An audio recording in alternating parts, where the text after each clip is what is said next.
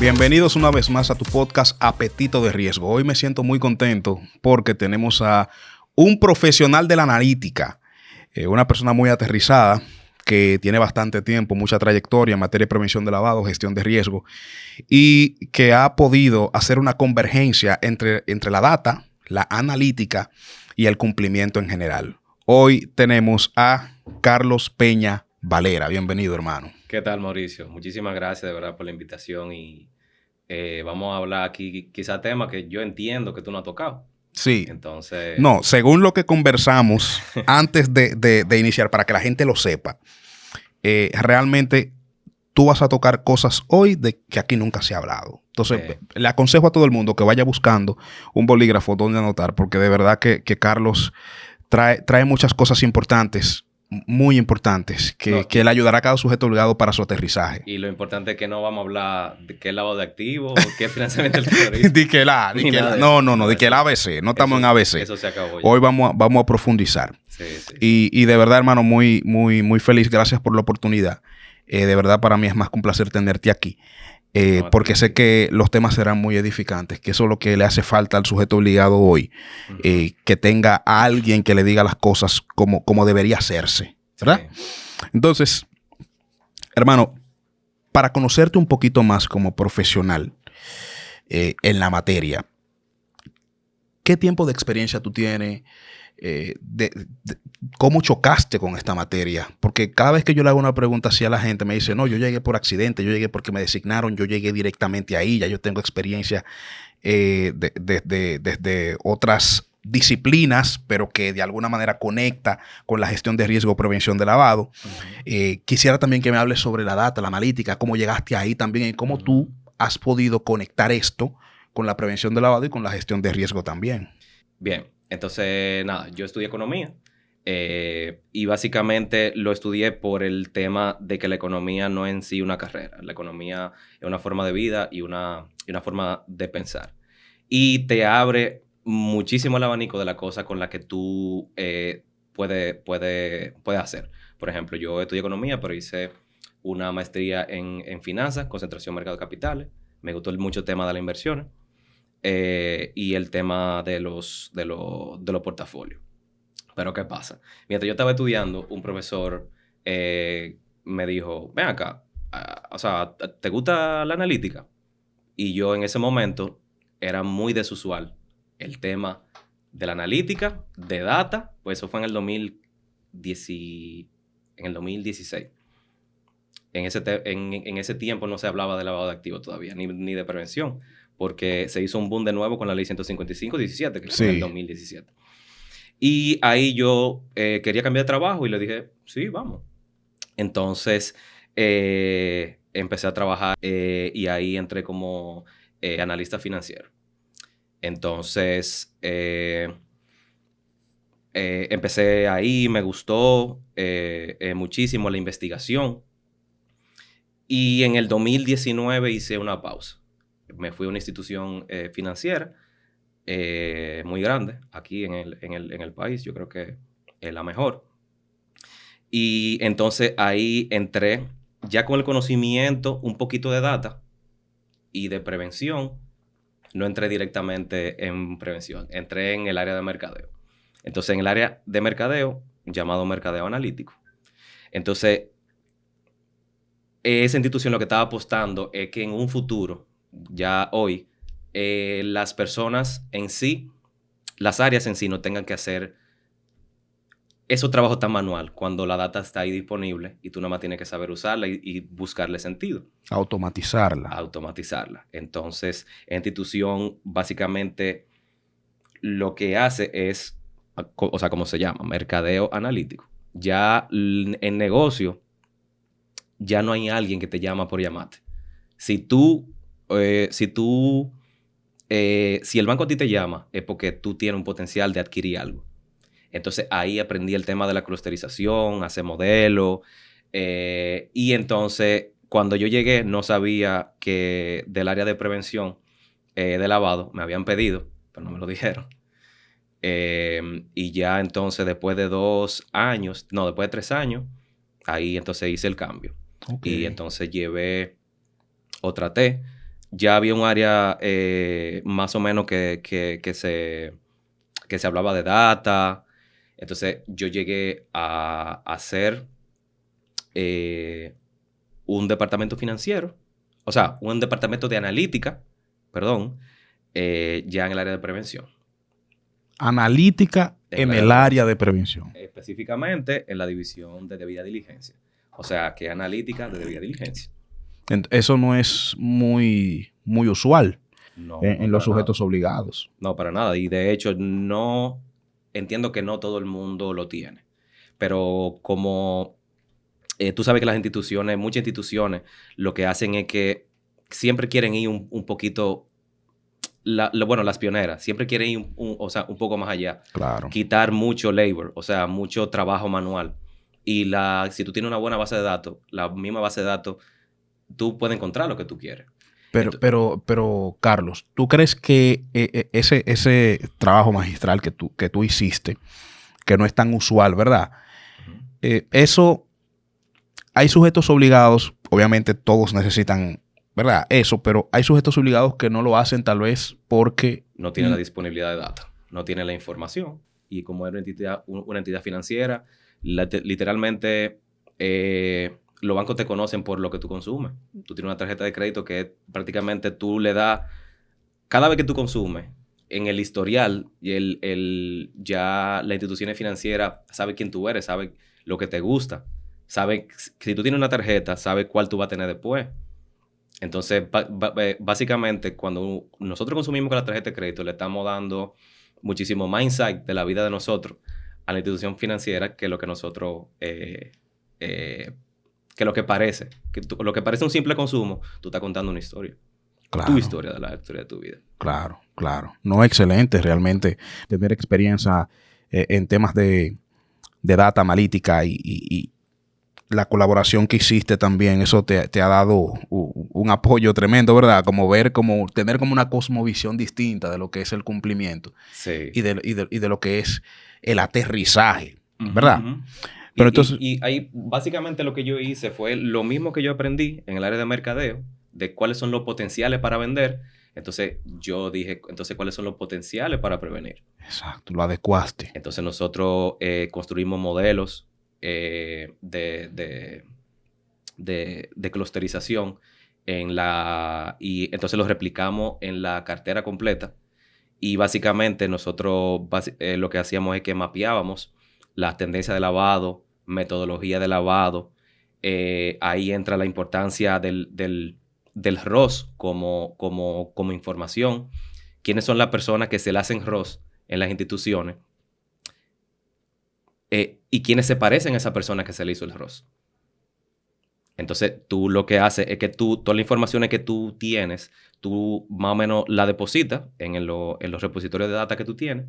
Y entonces tú vas estableciendo básicamente prioridades. ¿Quiénes? Puedo decir un caso, por ejemplo. Claro. Por ejemplo, ¿quiénes son los clientes que se me parecen o sea, el ROS del abusador? Sí. ¿Cómo se comporta el abusador en mi institución? Entonces, ¿quiénes son las personas que se comportan como él? Y ahí básicamente ya tú no tienes datos, ya tú tienes una información. Sí. Y a partir de ahí, entonces, eso se le pasa a las unidades o a inteligencia financiera. Mira, veme viendo esto. Sí. Mira a tu cliente, veme viendo. Pero así también tú puedes inclusive hacer el cumplimiento, porque siempre se habla de conozca a un cliente, pero casi nunca se habla de conozca a su empleado. Sí. También hay empleados que no tan juiciosos, sí. 100%. Entonces, básicamente, lo que nosotros hicimos fue eso. Llevar el análisis a un área donde se veían muchos papeles, donde se veían muchas cosas. Y bueno, básicamente quitamos todo eso. No, excelente. O sea, ver cuáles son los que tienen similitud en sus patrones. Exactamente. Pero entonces eso sería algo, aunque es más trabajo para el área de cumplimiento, ¿verdad? Porque tú estarías cruzando información. Es más trabajo. Es más trabajo para una unidad, pero o sea, al principio, mira, cuando yo llegué, que yo vi que había tantas reuniones y yo tenía que armar o sea, mi departamento. A mí me gusta trabajar cómodo. Entonces yo ahí le dije a la persona que me supervisaba, mire, deme un mes, por favor. Y en ese mes yo le voy a traer el resultado de todo. Porque al final ya cuando los modelos y cuando los dashboards, o sea, lo visuales, la data está montada con los patrones, con la tendencia, quiénes son los que se parecen a quién, ya solamente correrlo. Y el mismo modelo va jalando nuevas informaciones. Porque es una automatización. Interesante. Sí. Muy interesante. Entonces, con esos temas de los reportes de operaciones sospechosas, que tú lo acabas de aterrizar excelente, que eso conecta, obviamente, con todo lo que tiene que ver con el cliente, ¿verdad? Con el potencial cliente que tiene esa señal de alerta y demás. Con la bancarización, yo quisiera que tú me digas cuál es tu opinión desde el punto de vista analítico. Con la bancarización en el sentido de los clientes que por ejemplo, están dentro de tu institución, que son ya clientes existentes, versus lo complejo que es tú ingresar a bancarizarte por primera vez en un banco, digo banco, en alguna institución financiera en específico, lo complejo que es tú entrar. Sí, bueno, ahora mismo yo entiendo, como lo he visto y bueno, como lo he vivido con compañeros también, ahora mismo sacar una cuenta es demasiado difícil, porque ahora mismo hay un sobrecumplimiento. O sea, te digo que yo, o sea, un amigo me contó que él trabajó en una empresa en Estados Unidos. ¿Qué pasa? Que esa empresa en Estados Unidos lo que hacía era protocolos de ingeniería para el blockchain. O sea, blockchain y cripto no es lo mismo. Blockchain es donde vive las cripto, pero no hay nada que ver. Tú eres un ingeniero, tú trabajas ahí. Y él cobraba por una institución financiera durante 4 o 5 años. Y él fue en estos días o sea, hizo una empresa y le dijeron que no, que él no podía aperturar la cuenta en esa institución. Sin embargo, él duró 4 años cobrando en el banco del mismo trabajo. Sí. Entonces, tú sabes, no hay cosas que no tienen sentido. Ahora mismo también en los canales de los bancos, de la mayoría, tú no tienes que ir a la sucursal. Sin embargo, él le dijeron en la oficina que no le podían abrir la cuenta, pero entonces abrió la cuenta por el app. Entonces, explícame. Explícame. Exacto. Se la pusieron en China y abrió la cuenta por el app. No. ¿Entiendes? No. Entonces, eso. Y cuando te digo de sobre que hay un sobrecumplimiento, o sea, eso mismo. ¿Por qué? Y bueno, y la tercerización. Ahora mismo tú, o sea, tú tienes una nueva empresa y tú pones algo de tecnología en el registro mercantil y ya casi que tú eres de alto riesgo. Y está en la persona de cumplimiento de si te va a ingresar o no. Sí. Entonces, muchas veces yo me pregunto, ¿por qué, y no solamente los bancos, por qué las instituciones financieras entienden que el riesgo está allá afuera? Cuando nosotros somos en este país, ¿cuánto? 11 millones de personas. Sí. Según el último censo, 11 millones y algo. Sí. Hay un 30 y pico, ahora mismo hay más, porque, bueno, vamos a decir que hay un 32% de la persona bancarizada. Y tú tienes una base de clientes casi promedio en todos los bancos de 2 millones de clientes. ¿Dónde está el riesgo? ¿Adentro o afuera? Entonces, todas las instituciones ya tienen el riesgo, del riesgo que tanto se preocupan, no el riesgo. Porque tú tienes casi el 95% del riesgo ahí adentro. Como ha pasado y como se ha visto en todos estos casos que ahora son debajo del mar, sí, medusas. Sí. Todo eso tantos miles de millones. O sea, no son nuevo dinero, es dinero que ya está. Están bancarizados. Están Ya ellos están dentro de la organización. Y que están en los puestos de bolsa. Y que están comprando títulos de Hacienda con eso. Y que están...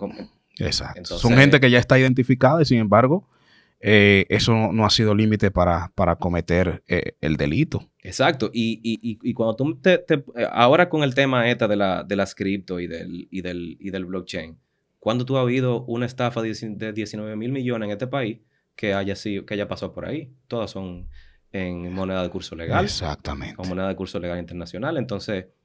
Exactamente.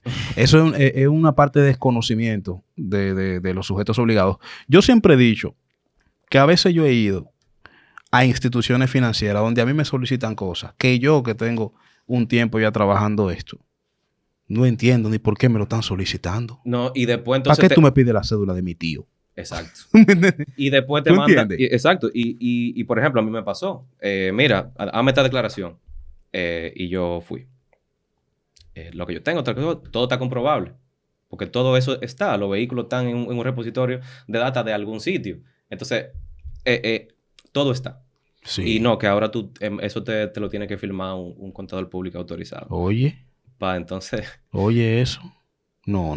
Es cierto. Es una sobreaplicación hay una sobreaplicación, pero es por el tema también de la responsabilidad penal que se tiene. Que nadie quiere cargar con eso.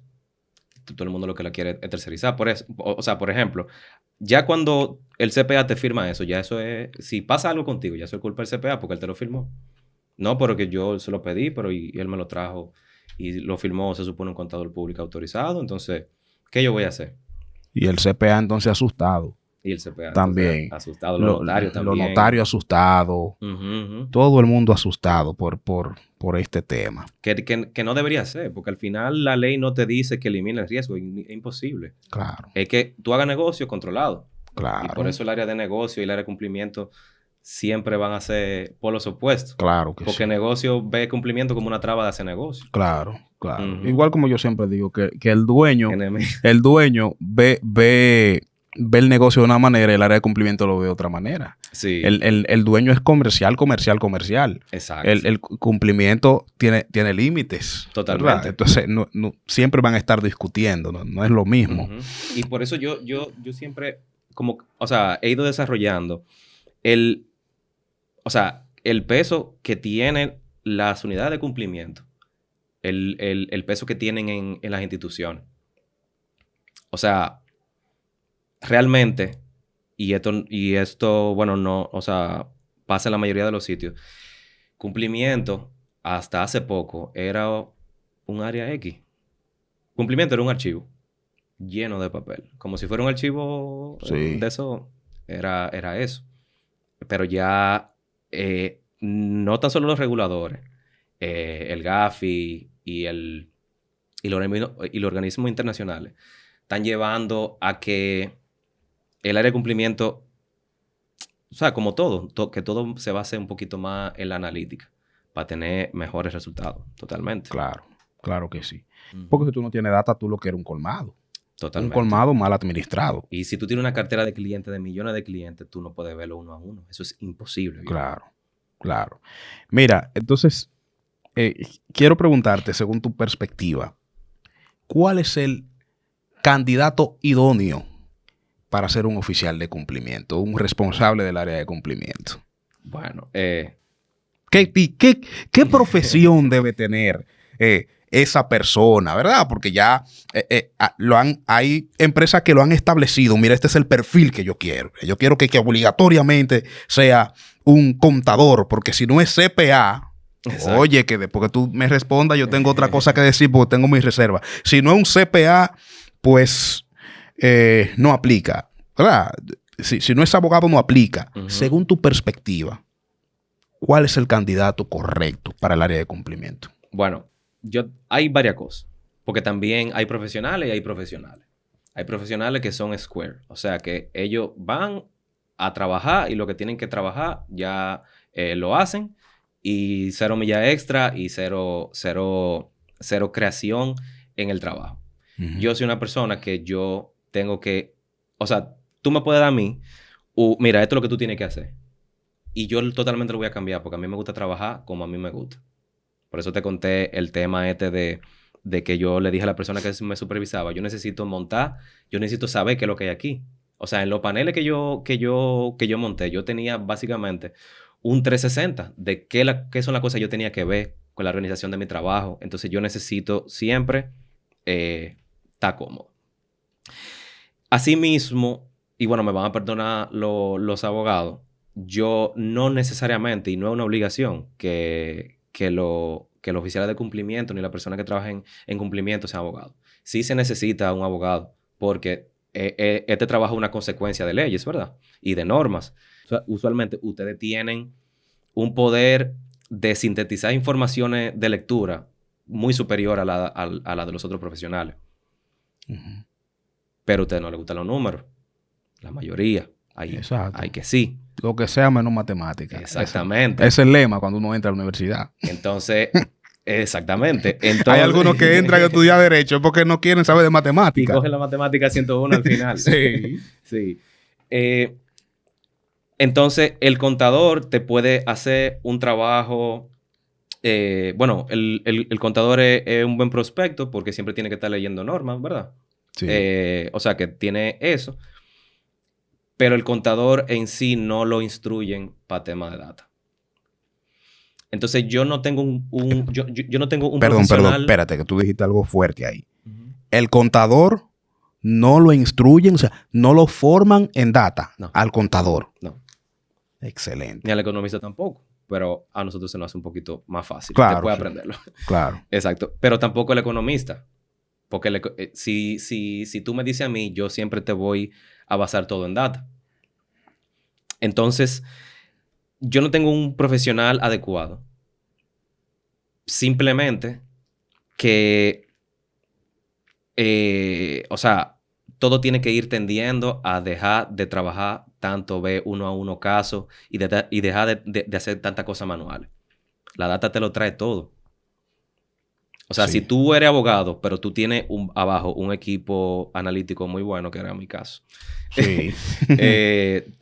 O sea,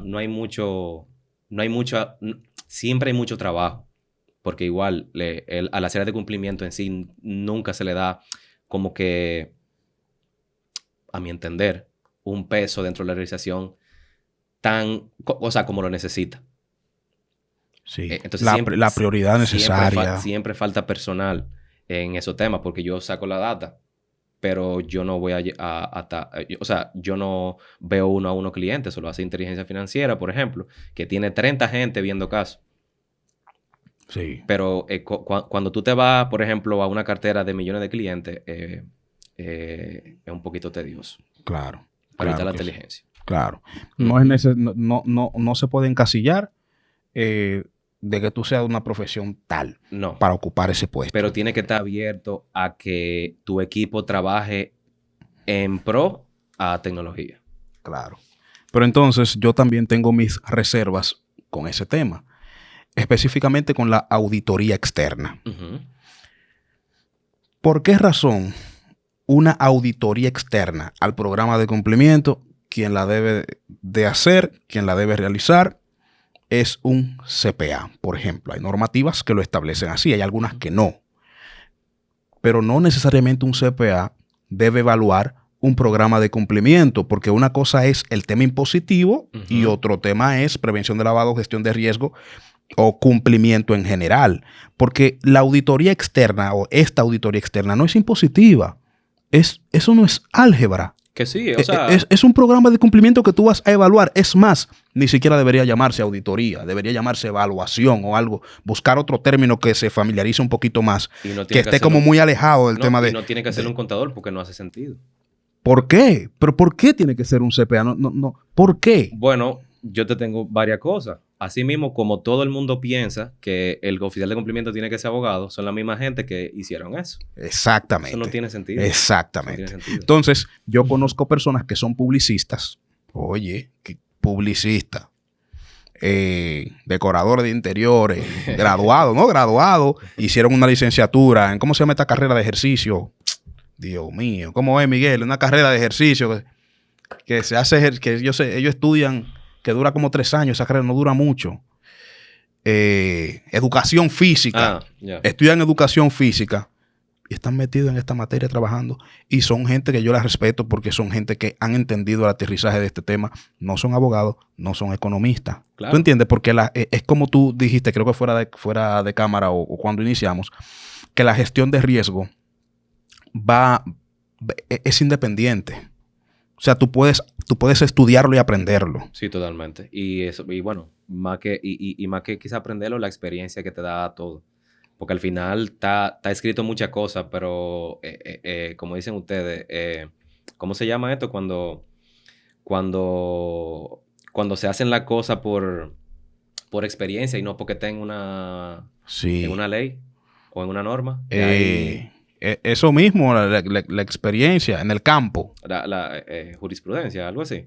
Sí. ¿Se llama así? Sí. Bueno, ahí tú te das cuenta que al final en el cumplimiento lo que sirve es la jurisprudencia. Sí. O sea, no es que hay un profesional que es para eso. Sí, obviamente que tiene actitudes, pero tú la puedes Claro, sí, totalmente, hermano. Totalmente. Mira, yo de verdad me siento muy bien porque para que tú lo tengas bien claro, hay alguna cosa de todo lo que tú dijiste que van a salir en Instagram, porque nosotros sacamos los shorts. Claro, esa parte como más, como la que cortan a la gente. Tú sabes, porque hay que cambiar la mentalidad en estos temas. Y yo de verdad, hermano, me siento muy contento de tenerte aquí. De verdad fuiste muy aterrizado, dijiste cosas que se tenían que decir, como el tema de la... Tú has visto el meme de que se tenía que decir y se dijo. Tú lo acabas de hacer. El tema de la bancarización, el tema de la data en las empresas. Oye, mi hermano, es una realidad. Sí. Es una realidad. O sea, históricamente, lo que tú acabaste de decir en este episodio tiene tanto impacto que históricamente nos da una enseñanza. Y es que los riesgos únicamente no están fuera. Es que, exacto, es que en sí los riesgos de lavado, por lo menos en el momento actual, o sea, no hay que buscarlo afuera. Sí. Hay que buscarlo afuera, tú lo tienes. Evalúa adentro también. Lo tienes adentro. No, excelente, hermano, de verdad. Óyeme, Carlos, de verdad, muchísimas gracias. Espero que se repita, hermano. Sí, perfecto. Y de verdad podríamos tocar muchísimos temas. Por ejemplo, aquí no se aterrizaron.